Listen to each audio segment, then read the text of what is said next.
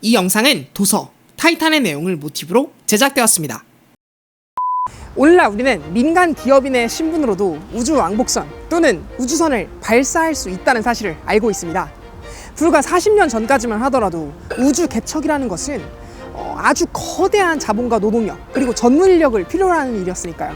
심지어 이러한 테마를 가지고도 군비 경쟁을 할 정도로 국가의 위상과 직결될 수 있는 개척 분야이기도 했습니다.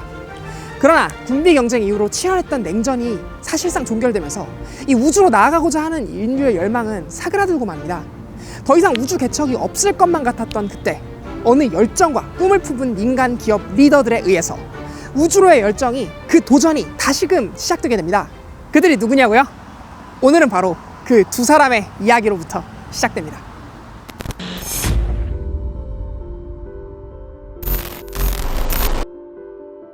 각국의 자동차 회사들은 다들 어떻게 하면 석유를 이용해서 더 나은 엔진 그리고 더 강하고 부드러운 출력과 성능을 이끌어낼 수 있는지를 연구하고 있었을 때 전기 자동차의 대중화를 꿈꾼 한 사람의 리더가 있었습니다. 그의 이러한 이상과 실현이 미국뿐만 아니라 세계의 환경을 조금씩 개선해갔고 이는 미국인들로 하여금 굉장한 열광을 불러일으켰죠. 올바른 꿈을 꾸는 리더자가 경쟁의 시선을 올바른 방향으로 돌려서 세상을 이롭게 한다는 것, 정말 멋진 리더십이라고 이야기할 수 있지 않을까요? 이 이야기는 테슬라의 창립자이자 미국 최대의 태양광 회사 체어맨인 앨런 머스크의 이야기입니다. 그러나 사실 그의 원대한 목표는 이뿐만이 아니었습니다. 평소에 우주로의 관심이 굉장히 남달랐던 그가 놀라운 계획을 수립하게 된 건 아주 단순한 계기로부터였죠. 우연히 나사 홈페이지에서 화성을 탐사하고자 하는 계획표를 찾던 그는 한 가지 놀라운 사실을 깨닫게 됩니다. 그런 계획표가 아무리 찾아도 찾을 수 없다는 것을 알아낸 그는 화성으로의 도전을 목표로 민간 우주 기업을 창립하겠다는 꿈을 꾸게 됩니다. 오랫동안 수많은 기술자들과 같은 열정을 품은 팀을 꾸려나가면서 그들은 어느새 스페이스 X라는 팀을 만들어내게 되었습니다. 이 스페이스 X라는 기업이 가고자 하는 방향은 그가 일궈냈던 기업들인 테슬라와 솔라시티에서와 같이 기존 우주 발사체에서는 찾아보기 힘든 아주 놀랍고도 혁신적인 방향이었습니다. 지금까지의 로켓들은 우주선을 궤도 등으로 운반할 때 궤도에 안착시킬 수 있을 때까지만의 추진력을 이끌어내고 나서 분리, 폐기되는 형태로 이용되었습니다. 극단적으로 비유하자면 발사체들은 일회용이라는 의미이죠. 비행기나 선박, 자동차나 자전거 등 보편적인 운송수단들이 한 번 만들어 놓으면 계속해서 쓸 수 있는 것에 반해 발사체는 한 번 사용하고 나면 우주 쓰레기가 되거나 바다에 빠져버려 더 이상 쓸 수 없는 고철덩어리 신세가 되어버리죠. 머스크는 이러한 극도로 효율이 낮은 9세대의 방식으로는 절대로 우주 개발을 효율적으로 일궈낼 수 없다고 판단함과 동시에 마음만 먹으면 민간인도 우주 여행을 할 수 있는 그러한 문화를 만들겠다는 그의 목표를 달성할 수 없다고 판단했고 비용의 절감과 효율성의 극대화를 일궈내기 위해서 아주 창의적인 방식을 사용하고자 하는 아이디어를 이끌어내게 됩니다. 발사체를 다시 활용할 수 있도록 안전하게 착지시킬 수는 없을까? 라는 아이디어를 말이죠. 그렇다면 발사체를 다시 쓴다는 아이디어, 발사체 회수란 대체 무엇이며 이것이 왜 비용 절감과 효율성 극대화를 가져올 수 있도록 이끄는 걸까요? 자기소개 한 번만 부탁드릴게요. 네, 안녕하세요. 과학 커뮤니케이터 궤도입니다. 사실 이제 저렴할 수 있는 어떤 그 비법 중에 하나? 네. 그거의 어떤 솔루션 중에 하나가 원래 기존까지는 없었는데 발사체를 회수하는 형태로 그렇죠. 그거의 비용을 낮춘다 이렇게 들었어요. 예. 이게 네네. 최근에 도입되는 기술이라고 하는데 이게 굉장히 어렵다고 들었어요. 그렇죠. 이게 왜 어려운 건가요? 일단은 뭐 없었던 기술 수준이 아니라 하고 싶은데 못했어요. 너무 하고 어려워서. 싶은데 못했어요? 그렇죠. 인류의 꿈은 네. 그 단단식 로켓입니다. 단단식 로켓이 뭐냐면 이제 SSTO라고 하는데 싱글 스테이지 투 올빗이에요. 이 말은 뭐냐? 우리가 영화 같은데 보면은 네. 우주선이 어떻게 나가죠? 뭐 스타워즈나 스타트랙 보면은 이렇게. 우주선이 붕 떠서 쫙 날아가죠. 네, 맞아요. 그 다음에 막 우주여행 하다가 네. 지구로 어떻게 들어오죠? 그대로 들어오죠. 들어와요. 얘는 단이 없어요. 단단. 하나의 단으로 우주로 나갑니다. 그냥 하나군요. 그쵸. 근데 우리가 지금 쓰는 것은 이제 뭐 다단이라고 하죠. 멀티 스테이지 로켓이라고도 하고 멀티 스테이지 투 올빗이라고도 하는데 네네. 이건 다단식 로켓인데 그렇구나. 1단 로켓 가서 이만큼 버리고 2단 로켓 이만큼 버리고 요만큼 올라가요. 맞아요. 예. 왜냐면은 이렇게 할 수밖에 없는 거야. 얘가 엄청나게 가벼우면서 굉장히 강한 추력을 내야 되는데 네. 그게 지금 현재 불가능하니까 엄청나게 강한 추력을 낸 상태에서 질량을 최대한 많이 떨어뜨리고 적은 질량의 그 힘을 받아서 올라가는 거예요. 그래서 추진체가 필요한 거군요. 이거를 여러 번 반복하는 거예요. 단계별로. 다단식의 굉장히 큰 단점이 일단 올라가면 1단, 2단 버려진 로켓들이 굉장히 빠른 속도로 지구로 떨어져요. 얘네는 대부분 파괴되거나 그냥 우주를 떠다니는 경우도 있고 그러니까 우주 쓰레기가 되거나 예, 그렇죠. 쓰레기가 되거나 지구 쓰레기가 되거나 네. 지구 쓰레기가 되거나 그러다 보니까 아까운 거죠. 우리의 꿈은 단단식 로켓인데 단단식인데 꽤 많은 연구기관들이 이걸 연구했었어요. 네. 그런데 하다 실패해서 엎어지고 많이. 왜냐면 더 이상 가볍고 강력한 힘을 내는 그런 공체나든지 엔진을 만들지 못한 거예요. 그런데 중요한 건 여기서 아이디어를 바꿔서 네. 우리 스페이스X 앨런 머스크가 다단식 로켓인데 1단 로켓, 특히나 제일 큰 부분이죠. 얘가 다시 귀환을 하는 거예요. 추진체로 썼던 우주선이 예. 그러니까 그 다단에서의 그 밑에 단이 다시 돌아오는 처음에 올라가서 2단을 날려주고 날려준 상태에서 1단은 사실은 떨어져 정상인데 이제 그냥 부셔져야 되는데 얘가 일부 남은 연료를 가지고 자기가 제어를 합니다. 제어를 해서 마치 그 되감기 하듯이 원래 위치로 돌아와서 정확하게 지정된 위치로 딱 쓰는 거예요. 이것도 굉장히 어려워요. 저희가 뭐 일반적으로 연필을 던졌는데 세로로 딱 쓰는 경우 있지 않습니까? 얼마나 어렵습니까? 그쵸. 그거보다 어려워요. 아 그렇구나. 엄청나게 이해가 확 되는데요. 우주 나갔다 돌아온 로켓이 원위치여서 쓰는 거예요. 엄청 어렵고 얘가 굉장히 빠른 속도로 추락합니다. 근데 얘가 지상에서 그라운드 인카운팅이라는 거는 지상의 지표면에 딱 닿았을 때 네. 지구와 이 로켓의 상대 속도가 0이 돼야 돼요. 딱 멈춰서 얘가 정지해야 되는 거야.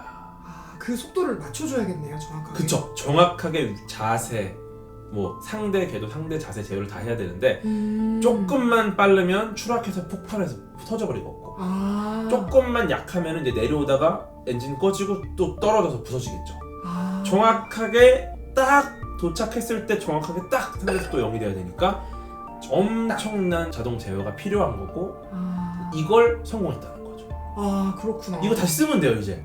그래서 우리가 비용을 좀 그쵸. 아낄 수가 있네. 엄청 늦은 시간에 많이 피곤하실 텐데. 괜찮습니다. 과학 소통을 위해서라면 어디든 갑니다. 과학 커뮤니케이터 궤도님이었습니다. 하지만 앨런 머스크가 이러한 아이디어를 화려하게 선전하고 사람들의 추앙을 받고 있었을 때 아주 은밀하게 이미 이 아이디어와 비슷한 아이디어로 특허를 출원하고자 하는 인물이 있었습니다. 그 역시 미국뿐만 아니라 전 세계에서 이름만 이야기하면 누구나 다 알 수 있는 기업, 아마존이라는 기업의 CEO로서 활동하고 있던 뛰어난 인물이었죠. 그의 이름은 제프 베조스. 그가 창립한 우주 개발 기업인 블루 오리진에서는 은밀하고도 조심스럽게 머스크와 같은 아이디어, 즉 탈착식 추진체에 관한 특허를 출원하고 있었습니다. 이를 알아차니 앨런 머스크는 바로 제프 베조스에게 특허 반환 소송을 제기하게 됩니다. 스페이스X는 블루 오리진의 특허가 출원되기 이전에 이미 다른 사람들에 의해 같은 아이디어가 구상되었음을 증명할 수 있는 반박 자료들을 제출하게 되고, 그러한 자료들 중에는 1959년 러시아에서 개봉한 로켓이 선박 위로 착륙하는 장면이 담긴 공상과학 영화도 포함되어 있었습니다. 이 두 기업, 즉 스페이스X와 블루 오리진의 우주 개척 전쟁은 이후로도 지속되게 됩니다. 로켓을 소유하고 있는 스페이스X는 당시 사실상 로켓 발사에 필수 불가결한 미 공군의 인증을 취득해야 하는 숙제가 남아있었는데, 이를 미 공군은 ULA라는 당시 미 군수 방위 산업체 최대의 기업과 대규모의 계약으로 진행하려는 플랜과 함께 ULA에게 독점적으로 로켓 발사를 승인해주고자 하려 했거든요. 약 700억 달러, 하나로 환산하면 약 82조 4,600억 원의 부가가치와 로켓 발사의 승인, 포기할 수 없는 메리트였죠. 초반 소송의 진행은 스페이스X가 유리한 듯 펼쳐졌습니다. 그러나 ULA는 기다렸다는 듯이 비장의 카드 한 장을 사용하게 되는데요. 그 카드는 바로 스페이스X와 지속적으로 경쟁하던 업체인 블루 오리진과 협력하는 것이었습니다. 이 협력에 암묵적인 압박을 받던 머스크와 스페이스X는 이후의 발사들에 관한 더 큰 부담감을 느끼게 되고 결국 일은 터지고 맙니다. 3, 2, 1. Ignition sequence start and liftoff of the SpaceX Falcon 9 rocket. Stage 1 propellant utilization is active.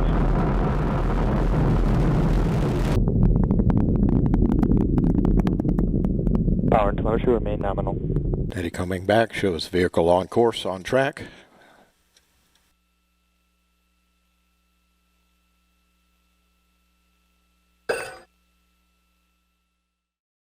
단 하나의 지지대의 결함. 이 폭발을 지켜본 나사 우주비행사 마크 켈리는 자신의 트위터에 슬프게도 실패했습니다. 우주는 그리 만만한 곳이 아니니까요. 라는 글을 남겼습니다. 우연인지 필연인지 공교롭게도 이날은 앨런 머스크의 40번째 생일이었던 날이었고, 설상가상으로 이후 얼마 지나지 않아 라이벌 경쟁사인 블루 오리진은 그들의 로켓인 뉴 셰퍼드 발사체를 아주 안전하게 랜딩시키는데 성공하게 됩니다. 비상하는 블루 오리진과 주춤하는 스페이스X. 외신과 보도국들은 앞다투어 블루 오리진의 성공을 축하하였습니다. 물론 놀라운 성공이었으나 생각보다 격렬하고 훨씬 더 열렬한 환호를 받는 뉴 셰퍼드의 성공에 머스크는 좌절하는 듯했으나 실패의 원인을 좀 더 면밀하게 들여다보게 됩니다. 초조함은 어느새 새로운 자신감으로 나타나기 시작하였고, 다시 한번 그는 팔콘 9호를 발사하기에 이르게 됩니다. 모든 외신과 언론들이 다시금 스페이스X의 런칭을 보고 있을 때, 이번에는 지난번과 완전히 다른 시선, 즉 또 다른 실패가 일어나지 않을까 하는 시선으로 바라보고 있을 바로 그 순간, 머스크는 또 한 번의 모험으로 그와 그의 회사를 내던지게 되는데요.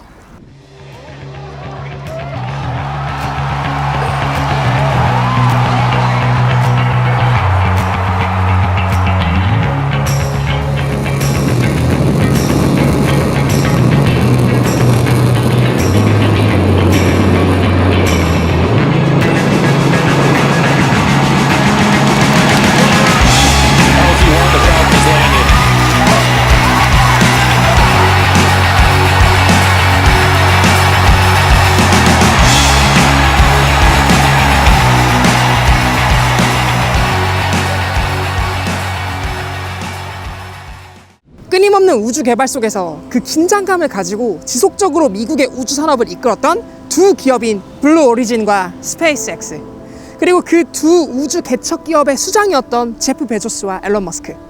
두 인물은 각기 다른 스타일과 서로 다른 역량으로 한때 나사의 달 탐사 이후 사그라든 우주 개척이라는 인간의 용명을 고조시키고 증폭시키고 그리고 폭발시킨 장본인들입니다.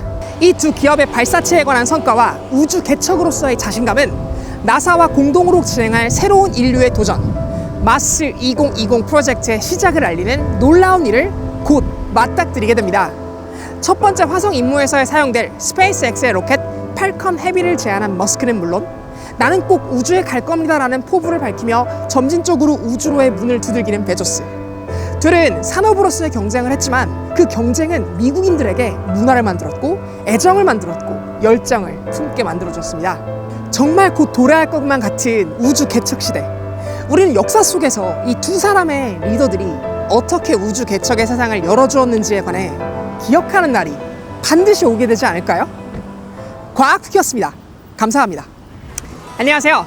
달콤한 과학의 이야기를 재미있게 만들어가는 과학 커뮤니케이터 과학쿠키입니다. 이번 제 채널의 에피소드가 마음에 드셨거나 앞으로도 과학에 관한 이야기를 계속 받아보고 싶으신 여러분들이라면 구독과 알림 설정을 꼭 부탁드릴게요. 여러분 모두의 소중한 시청이 과학쿠키 채널을 운영하는 큰 힘이 됩니다. 또한 이 채널의 성장과 발전에 동참하고 싶으신 분들께서는 아래 설명란에 있는 링크 또는 구독 버튼 옆에 있는 멤버십 구독을 이용해 과학쿠키 채널을 후원해주세요. 바로 이곳에 멤버십 구독을 하신 모든 여러분들의 아이디를 남겨드리는 것은 물론 영상 제작 비하인드 스토리 등의 소소한 영상들을 계속해서 특전으로 만나보실 수 있답니다. 특별히 이 영상은 리더스북의 신간 타이탄의 내용을 과학쿠키스럽게 재구성한 영상입니다. 실리콘밸리의 천재들이 가장 관심을 갖고 있는 곳 우주. 멀게만 느껴졌던 그곳이 이제는 우리에게도 눈앞에 잡힐 공간으로 변모하고 있습니다. 이러한 변화의 혁신 속에 서 있는 인물, 앨런 머스크와 제프 베조스. 이제 우리는 그들의 치열한 경쟁과 대담한 도전에 귀를 기울여야 할 때가 아닐까요?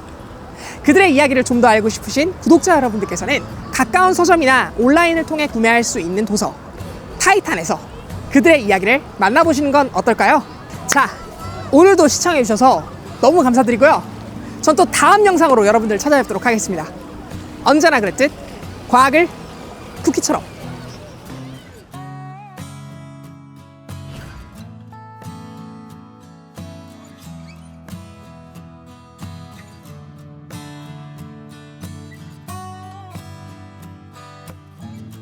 국제 우주정거장에 네. 뭔가 이제 화물을 보내거나 할 때 네. 저희가 우주선을 쏘잖아요. 예.